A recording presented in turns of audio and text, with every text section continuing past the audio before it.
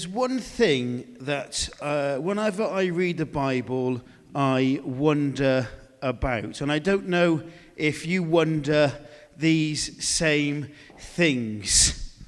Who would I be in the Bible?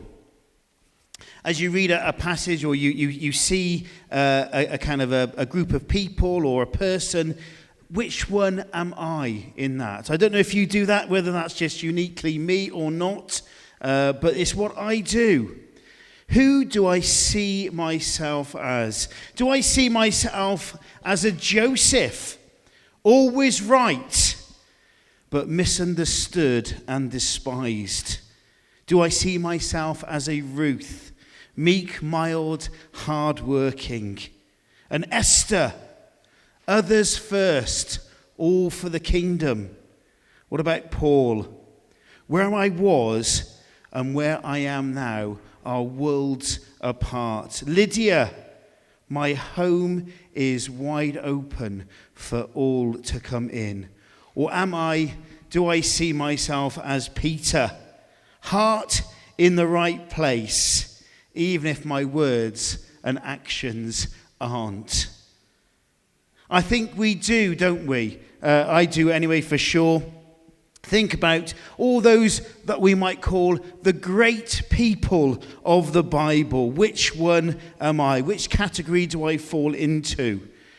But let's hope that we don't see ourselves, or maybe others don't see ourselves maybe as those other people in the Bibles. The Simon the sorcerer type person, wanting the Holy Spirit for the wrong reasons. Maybe a Samson, using his God-given talents for himself. Jonah, this might be me, praying for the destruction of his enemies. Ananias and Sapphira, remember them in the New Testament briefly, making themselves look good, but also wanting personal wealth. Which one of those Bible characters, or maybe others, do we see ourselves as, and maybe who are we?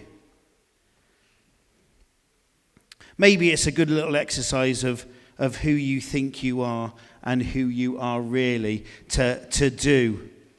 But let's hope there aren't too many surprises or maybe disappointments over maybe I'm not quite the Joseph I thought that I was, or the Ruth or the Esther, etc.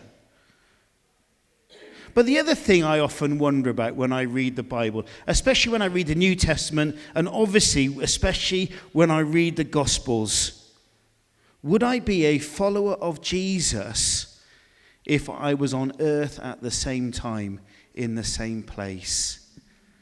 Would I listen to his words and say, yes, I want to be part of God's kingdom? Or would I be a Pharisee, maybe, or somewhere in between? I think my scary answer to that is no. I think I might fall into the category of being part of those group of disciples who were excited. And yes, this is great, loving the miracles, loving the signs and the wonders, but actually when push came to shove, walking away, saying this is too difficult. John chapter 6 verses 60 onwards. On hearing it, many of the disciples said, "This is hard teaching. Who can accept it?" And skipping a bit on. From that time, many of his disciples turned back and no longer followed him. That's the tough reality of Jesus' words to us, or to them then, and I think to us today, and for the past 2,000 years. This is hard teaching. What Jesus had to say to us is not easy for us to accept. And the potential of that whole, this is too much for me, and walking away is there. And what do we do about that? Maybe when we find Jesus is teaching hard. Is following Jesus that difficult? I think it is. I find it tough. I find it a struggle to perfectly imitate Jesus all of the time. Can I really call myself a Christian? It's a question I think we need to wrestle with. But to struggle to wrestle is a good thing. Matthew chapter 6 tells us to seek first his kingdom. What is your top priority today? Deep down, dare I say this, it's not to seek his kingdom first.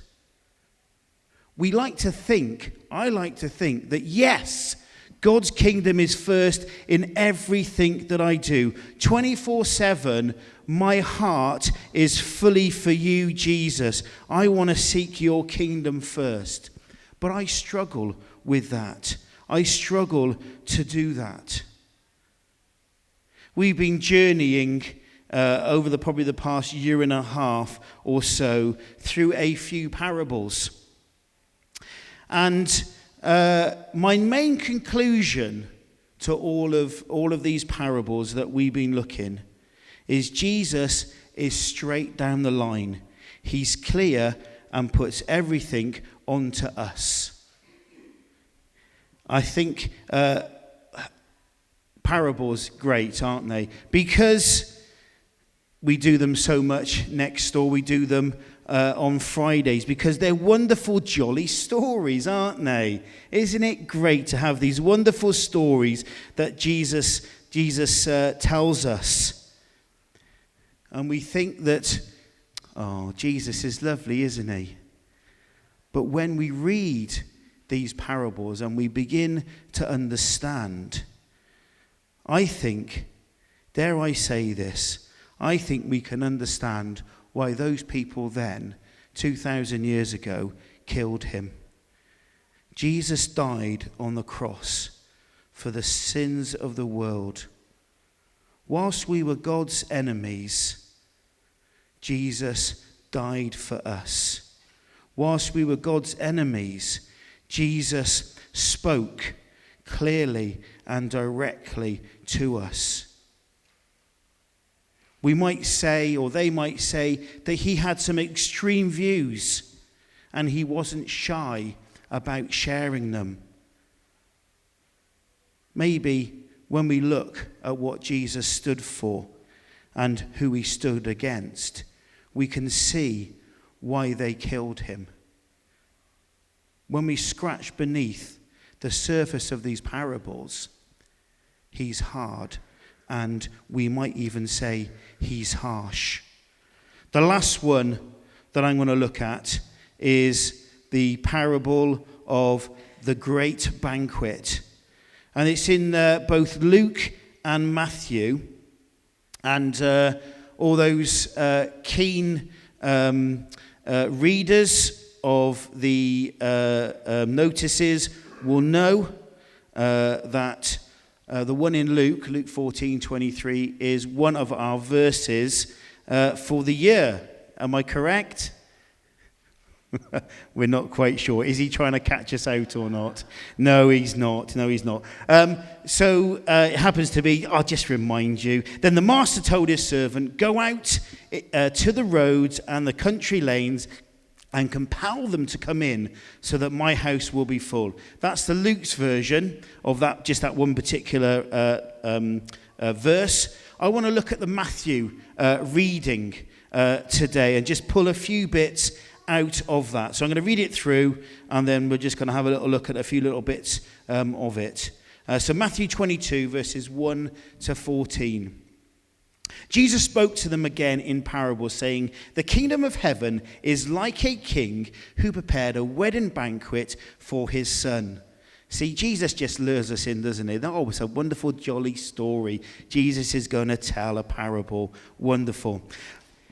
He sent his servants to those who had been invited to the banquet to tell them to come, but they refused to come.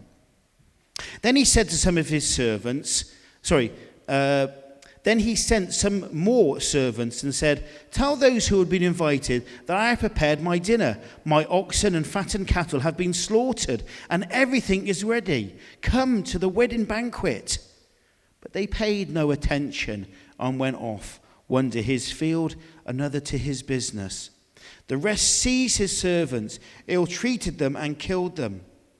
The king was enraged. He sent his army and destroyed those murderers and burned their city. Then he said to his servants, "The wedding banquet is ready, but those I invited did not deserve to come. Go out to the street corners and invite to the banquet everyone you find." So the servants went out into the streets and gathered all the people they could find, the bad as well as the good. And the wedding hall was filled with guests. But when the king came in to see the guests, he noticed a man there who was not wearing wedding clothes. He asked, "How did you get in here without wedding clothes, friend?" The man was speechless. Then the king told the attendants, "Tie him hand and foot and throw him outside into the darkness, for there will be weeping and gnashing of teeth. For many are invited, but few are chosen." Wonderful, lovely Jesus, meek and mild. What wonderful stories he tells. These parables. I think not. I don't think you can get anything more straight or more terrifying, I'll be very honest with you, more terrifying than that parable. And for those listening, you can understand why some of the disciples said, "This is just too much. I can't. This teaching is too difficult. I'm going away."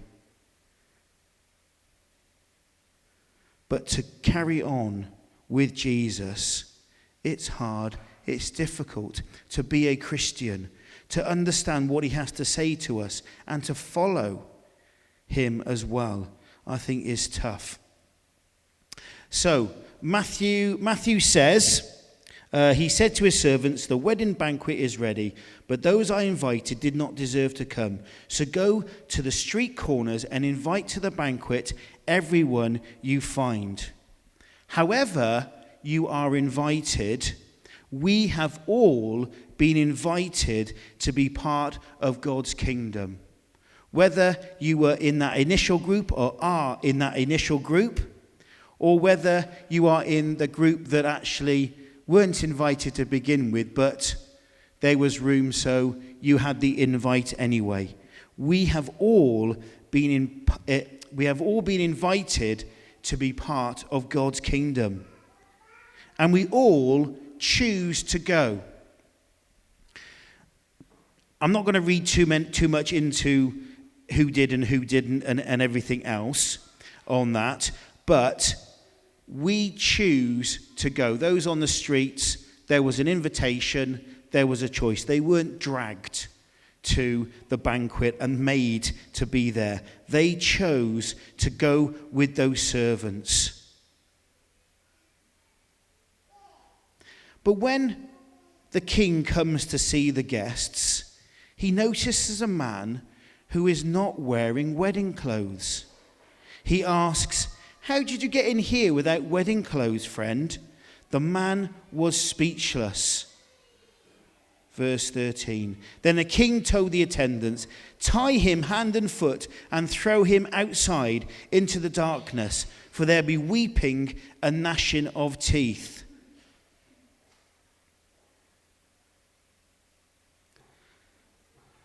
It's a bit of a strange one, I find that. And I kind of thought, what on earth does this mean? Surely this person has been invited. They have a right to be there.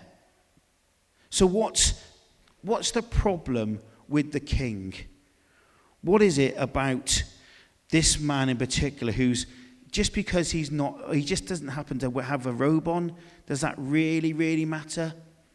Well, to the king it obviously did, to the point that he threw him outside. Well, he didn't just throw him outside, he tied him hand and foot and threw him outside. I don't know if you've ever been to a wedding where somebody maybe wasn't wearing a suit or a dare I say this, a pretty dress, and the person whose wedding it was came to them, got some friends, tied them, and threw them out. I don't know if you've ever seen that happen at all. So what does it mean to have these wedding clothes on? Or not to have these wedding clothes on. It's an insult. Now, I think I'm dressed okay today. Okay, they are jeans, but they're black. They're not polished shoes, but they're a pair of shoes and an okay jumper. I don't know if this one has any. No, I don't think this one's got any holes in particular. But if it was your wedding, you invited me along, and I turned up in let's just describe as my everyday clothes, I hope, if you say you don't care, then this goes to pot. Okay, we'll finish now. But I hope that you will be insulted. Oh, he hadn't put any effort in. Where was his effort? I'm getting married. They've come to my wedding. I've invited them. They haven't put they put the effort in turning up, but they haven't put the effort in to even look smart.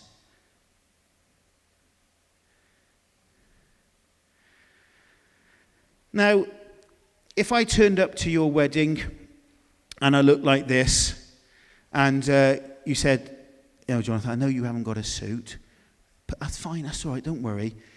I knew you were coming, I've got all your measurements, and if you just come into this room here, I've got a beautiful suit for you to put on. Nobody knows, okay?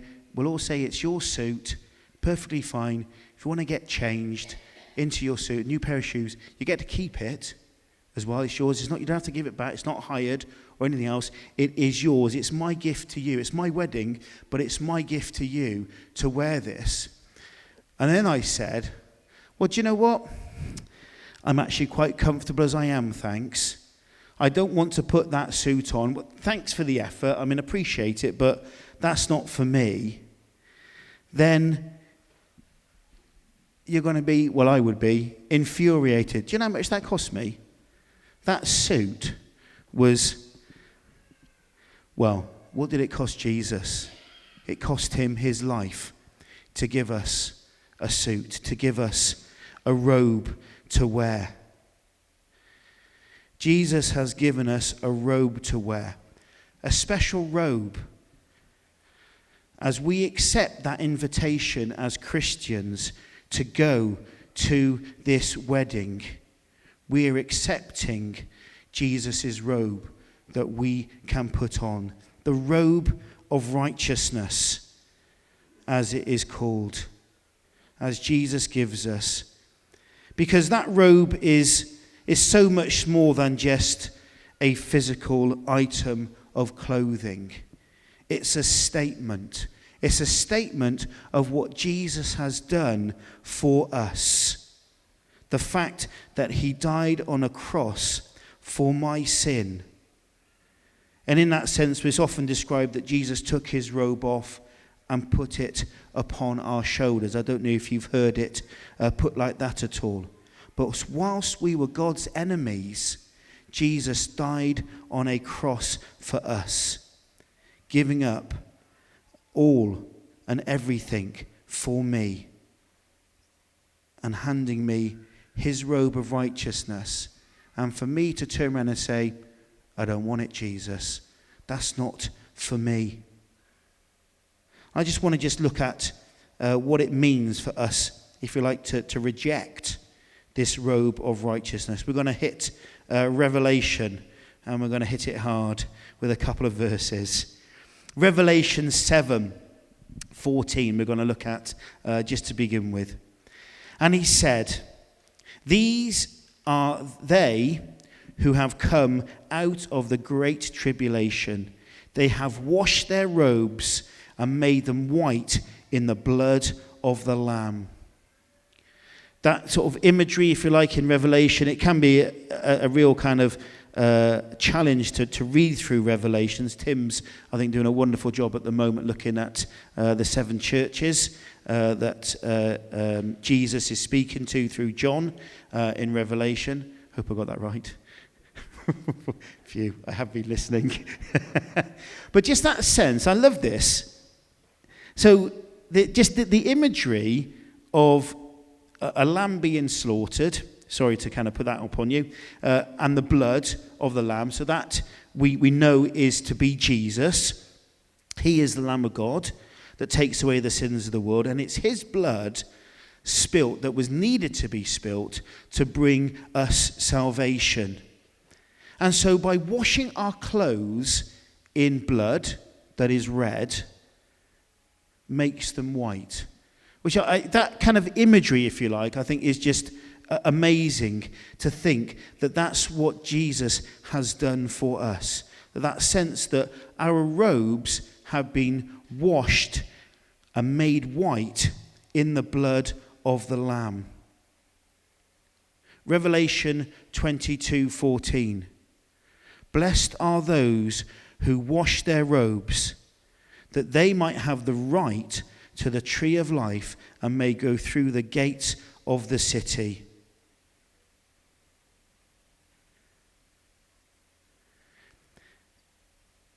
There's so much more to this robe of righteousness. To not have the robe on, to not have it washed by the blood of the Lamb, we give up the right to the tree of life. That's the seriousness of what Jesus is speaking in this parable. That this man decided he did not want to wear the robe that he had been given. There is eternal consequences to whether you and I are wearing the robe. But in deciding to wear that robe, much is required. There is that sense of, we know, don't we, and we preach it from here, that God's offer to us is free. That grace is undeserved favor.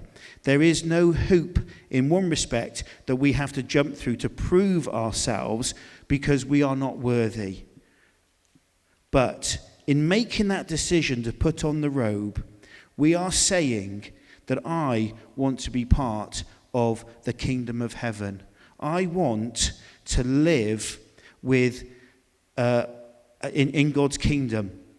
I want God to be my king. Therefore, I'm saying that it's not my rules anymore that I'm going to live by.